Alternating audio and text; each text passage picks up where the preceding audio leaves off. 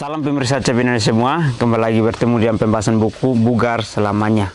Buku ini memberikan kita pelajaran mengenai prinsip kesehatan yang menyeluruh yang ada di Eden, yang akan kita pelajari bersama-sama untuk kehidupan kita sehari-hari.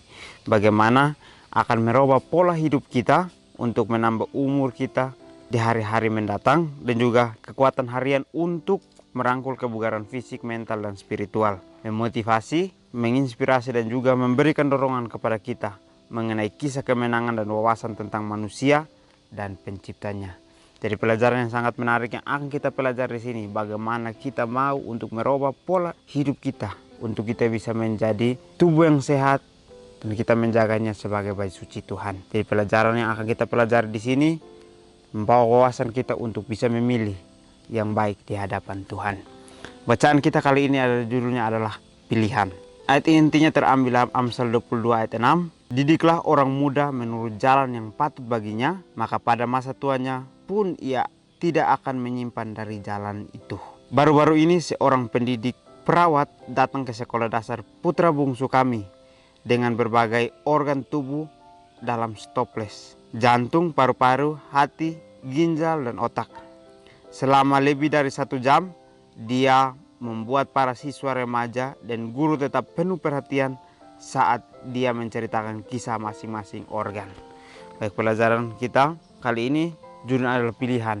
Jadi pilihan yang membawa kita kepada satu pendirian yang teguh. Dikatakan dalam Amsal 22 ayat 6, didiklah orang muda yang patut baginya, atau jalan yang benar bagi kehidupannya, dan pada masa tuanya dia pun tidak akan menyimpan dari jalan tersebut. Artinya adalah pada saat dia masih kecil, kita berikan pelajaran kepada dia, sehingga pada saat dia sudah besar, dia mengingat akan pelajaran-pelajaran itu dan dia mempraktekkan akan pelajaran itu. Pelajaran mungkin sangat kecil untuk kita lihat, tetapi ini adalah mempunyai makna yang dalam, mempunyai makna yang besar untuk kehidupan kita sehari-hari. Kita diajarkan bahwa pada saat kita diberikan pelajaran, pada saat kita masih kecil, berarti itu adalah satu pembelajaran untuk kehidupan kita nanti. Pada saat kita tua, kita melihat itu sebagai jalan yang benar dan kita ikuti akan jalan itu, sehingga kita tidak menyimpan dari didikan yang sudah diberikan itu. Karena didikan yang baik akan kita terima dan kita jalani dalam kehidupan kita setiap hari. Di dalam bacaannya juga dikatakan di sini bahwa pada suatu hari ada penyuluhan dari seorang perawat. Dia datang dengan membawa berbagai organ tubuh dalam stoples. Dia membawa jantung, paru-paru, hati, ginjal, dan otak untuk memberikan pelajaran kepada anak-anak di sekolah dasar, untuk memberikan mereka pelajaran bahwa harus bisa untuk menjaga akan setiap yang ada di dalam contoh ini. Dikatakan bahwa pada saat dia menjelaskan selama 1 jam, siswa dan para guru ini memiliki perhatian yang lebih, atau memiliki perhatian yang tidak membuat mereka untuk bosan, karena mereka akan mendengarkan cerita tentang fungsi akan masing-masing organ tersebut. Jadi menceritakan kepada mereka bahwa fungsi dari otak seperti apa, fungsi dari paru-paru seperti apa, fungsi dari ginjal seperti apa, dan juga fungsi dari otak kita seperti apa. Menceritakan bagaimana fungsinya yang harus bekerja di dalam kehidupan kita sehari-hari. Sehingga pada saat mereka sudah mendapatkan ini, mereka akan memilih. Pada saat mereka masih remaja ini, mereka akan memilih apa yang harus dilakukan di dalam kehidupannya. Begitupun kehidupan kita. Tuhan memberikan kita pelajaran untuk kita pilih apakah pelajaran ini kita mau untuk terima atau tidak. Karena pada saat kita terima, itu adalah kebaikan untuk diri kita, bukan kebaikan untuk orang lain. Jadi Tuhan mengajarkan kepada kita bahwa hidup kita memiliki pilihan masing-masing. Apakah kita mau memilih sesuai dengan kehendak Tuhan, atau kita memilih jalan kita sendiri. Pembesaran jantung seorang ayah yang meninggal dini karena gagal jantung, kongesti, tekanan darah tingginya karena terlalu banyak stres, kurang olahraga, dan pola makanannya yang tinggi lemak merenggutnya dari keluarganya sebelum waktunya. Dari pelajaran di sini dikatakan bahwa harus kita memiliki keseimbangan. Karena di sini dikatakan bahwa pembesaran jantung seorang ayah meninggal karena gagal jantung, kongesti, yang artinya ada di sini diberikan kita pelajaran bahwa pada saat tekanan darah tinggi karena terlalu banyak stres dan kita tidak olahraga untuk menyeimbangi semuanya, dan juga kita tidak makan yang sehat tetapi kita makan yang banyak tinggi lemaknya, maka itu juga akan membunuh diri kita sendiri. Kita tidak sadari bahwa itu akan membuat satu kesedihan buat orang lain. Tapi kita lihat di sini bahwa kita harus memiliki keseimbangan. Bagaimana kita merubah akan pola hidup kita untuk bisa menjaga jantung ini sehat. Bagaimana contoh di sini bahwa dia mungkin tidak merasa bahwa itu jantung itu sangat penting, karena pada saat dia masa remajanya dia tidak mendapatkan pelajaran-pelajaran yang membuat dia untuk mengingat pada masa tuanya. Sehingga pada saat dia sudah tua, dia menganggap semua hal sama. Sehingga pada saat dia sudah menderita, dia tidak bisa untuk menanganinya dengan apa yang dia sudah dapatkan. Dan juga di sini dikatakan bahwa paru-paru seorang wanita bukan perokok yang meninggal karena kanker paru-paru sebelum dia menjadi seorang nenek karena asap rokok dari suaminya. Menghirup asap rokok sebagai perokok pasif selama 2 jam sama dengan mengonsumsi 1 bungkus rokok.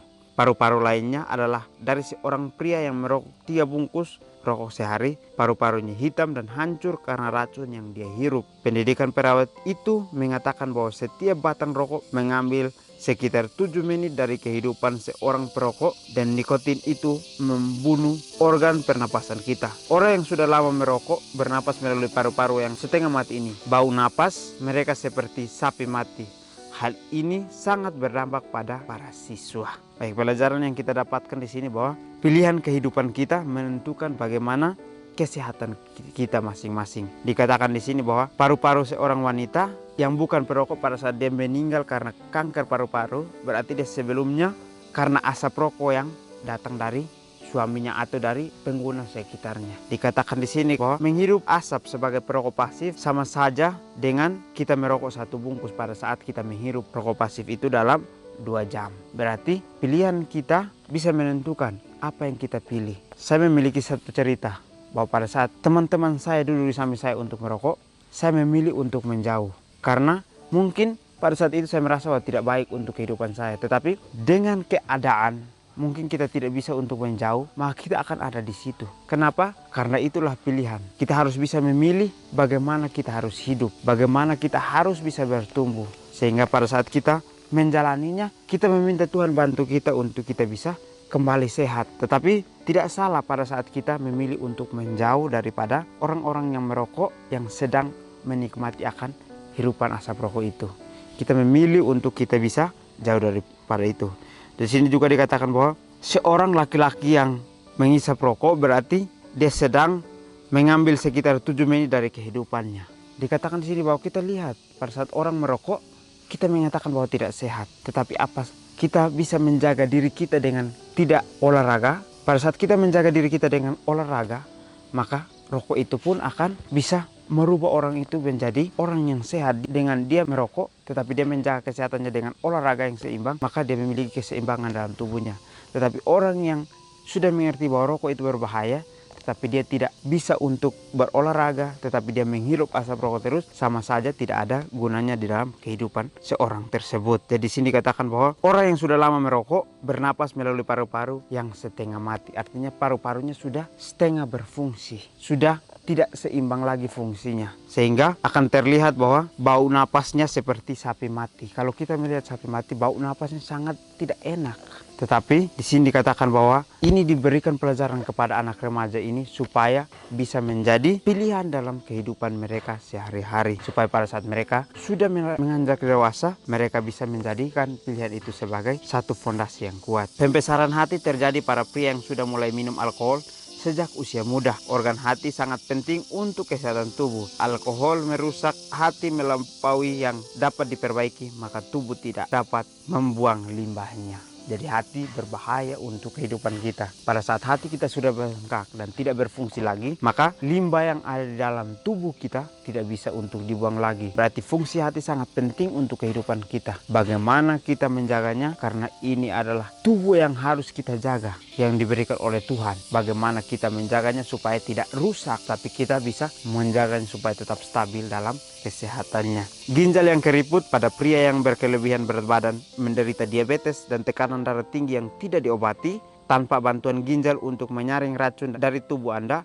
harus dihubungkan dengan mesin dialisis yang membersihkan darah secara rutin. Jadi kita menganggap ginjal ini sangat kecil untuk kehidupan kita, sehingga seringkali kita melalaikan akan kesehatan itu. Tetapi di sini dikatakan bahwa kalau kelebihan berat badan, menderita diabetes dan tekanan darah tinggi, kita tidak obati, itu akan berbahaya untuk kehidupan kita. Kita akan mengalami sakit yang membuat kita untuk dihubungkan dengan mesin dialisis untuk membersihkan darah kita secara rutin.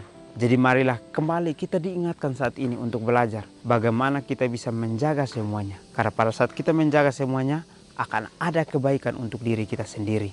Tidak ada paksaan untuk membuat kita menjadi seorang yang sehat, tetapi pilihan kita lah yang menunjukkan bahwa kita harus bisa untuk sehat. Kembali lagi kita diundang bagaimana untuk kita bisa menentukan akan pilihan kehidupan kita masing-masing. Otak bayi yang tidak berkembang karena ibunya mabuk selama mengandungnya sama seperti air panas yang memasak sebuah telur. Otak yang belum matang juga diacak oleh karena terlalu banyak alkohol. Anak-anak dan remaja khususnya perlu berhati-hati dengan minum alkohol, karena otak yang belum matang sepenuhnya lebih rentan terhadap kerusakan dan mungkin tidak akan mencapai kapasitas penuh ketika tumbuh dewasa. Para siswa sekolah dasar itu tidak akan pernah melupakan pelajaran yang mereka dapatkan pada hari itu. Jika kita mendidik anak-anak kita hidup sehat sejak mereka masih kecil, maka mereka akan hidup sehat sampai tua. Tuhan Sang Pencipta, maafkan saya atas kerusakan yang telah saya lakukan kepada organ yang telah Engkau ciptakan dalam diri saya. Berikan saya kekuatan untuk membuat pilihan yang sehat. Baik, di akhir pelajaran kita memberikan kita pelajaran bahwa otak kita tidak bisa berkembang pada saat kita masih remaja. Karena pada saat kita masih remaja banyak sekali konsumsi alkohol yang masuk sehingga mengacak-ngacak akan kematangan akan otak kita. Sehingga pada saat kita sudah tumbuh dewasa, otak kita bisa tidak berfungsi secara normal sesuai dengan kapasitasnya. Jadi kita diberikan pelajaran bagaimana kita berfungsi secara sepenuhnya dalam kesehatan tubuh kita masing-masing. Jadi pelajaran-pelajaran yang kita dapatkan ini akan memberikan kita pelajaran bahwa kita bisa untuk tumbuh sehat kalau kita mengambil satu pilihan yang sehat di dalam kehidupan kita. Dikatakan di sini juga bahwa pada saat pelajaran ini diberikan kepada para siswa sekolah dasar ini, mereka mungkin tidak akan melupakan akan pelajaran ini. Sehingga itu mereka bisa menggunakan pelajaran ini sampai pada saat mereka tua. Jadi doa kita sepanjang hari yang kita harus lakukan bahwa Tuhan, tubuh saya sudah mungkin saya rusaki pada saat Engkau menciptakannya sempurna, tetapi pada saat saya diberikan pilihan mungkin saya sudah merusaki semuanya itu. Tapi bantulah saya untuk saya bisa memilih hidup yang sehat dengan berolahraga dan juga menjaga kesehatan semuanya untuk bekerja secara seimbang dan kapasitas yang penuh. Jadi mungkin ini saja pelajaran dapat saya bahas. Kiranya kita bertemu lagi di pertemuan selanjutnya. Kiranya Tuhan Yesus memberkati kita semua.